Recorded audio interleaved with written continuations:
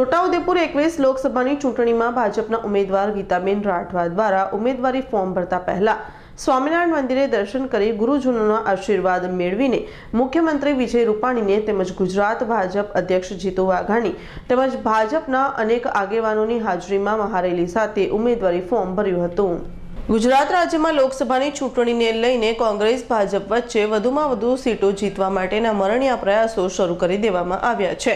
હવે લોકસભાની ચૂંટણીને ગણતરીના જ દિવસો બાકી રહ્યા છે, જેને લઈને છોટાઉદેપુર 21 લોકસભાની ચૂંટણીમાં ભાજપના ઉમેદવાર ગીતાબેન રાઠવાના ઉમેદવારી ફોર્મ ભરવા ગુજરાતના મુખ્યમંત્રી, ગુજરાત ભાજપના અધ્યક્ષ તેમજ અનેક ભાજપના કાર્યકરોની હાજરીમાં મહાસભાનું આયોજન કરવામાં આવ્યું હતું। મહારેલી સ્વરૂપે ઉમેદવારી ફોર્મ ભરવામાં આવ્યું હતું। છોટાઉદેપુર ખાતે હજારોની સંખ્યામાં ભાજપના કાર્યકરો ઉપસ્થિત રહ્યા હતા। ગુજરાતના મુખ્યમંત્રીએ કોંગ્રેસ પર આકરા પ્રહારો કરી એક ચા વેચવાવાળો આજે ભારતનો વડાપ્રધાન બની ગયો છે, જેના કારણે કોંગ્રેસના પેટમાં તેલ રેડાય છે અને ભારત તેમજ ગુજરાતમાં મોદીની આંધી સામે કોંગ્રેસ ક્યાં ખોવાઈ જશે। ગુજરાતમાં ભાજપ વધુમાં વધુ સીટો હાંસલ કરશે તેવો મુખ્યમંત્રી દ્વારા દાવો કરીને ગુજરાત રાજ્યમાં ભાજપનો ભગવો લહેરાવી મહાસત્તા હાંસલ કરીને કોંગ્રેસને જડમૂળમાંથી ઉખાડી કાઢી કોંગ્રેસ મુક્ત ભારત ગુજરાત બનાવવાના એંધાણ કરી દેવામાં આવ્યા છે।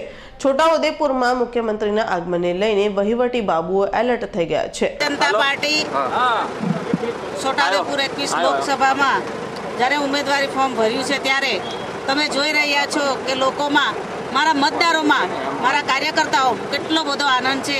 આજે ઘણા વર્ષો પછી આવો જ્યારે માહોલ થયો હોય તો આ પહેલી વાર થયો એવું મને લાગે છે।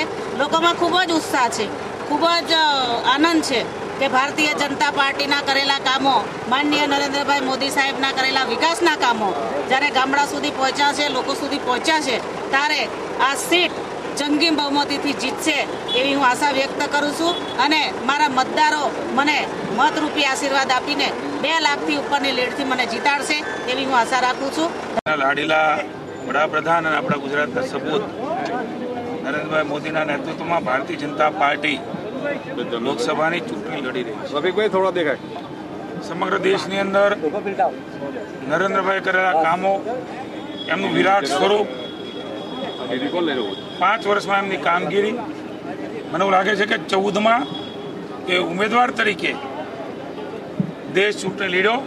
આ વખતે આ મહામનુનું વિરાટ સ્વરૂપ લઈને ભારતીય જનતા પાર્ટી જનતા જનાર્દનના સમર્થન માટે, એમના આશીર્વાદ માટે નીકળે છે, ત્યારે સમગ્ર દેશમાં ઉમેદવારી પત્ર ભરાઈ રહ્યા છે। ગુજરાત રાજ્યમાં પણ ભરાઈ રહ્યા છે।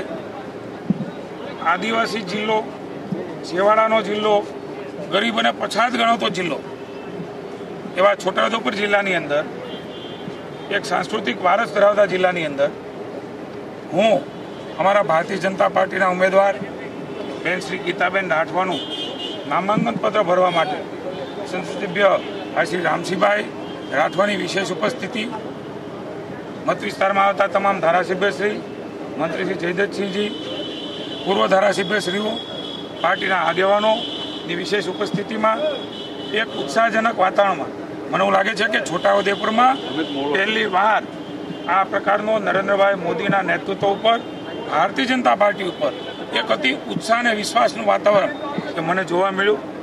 અલ્લાહ રખા પઠાણનો રિપોર્ટ, છોટાઉદેપુર।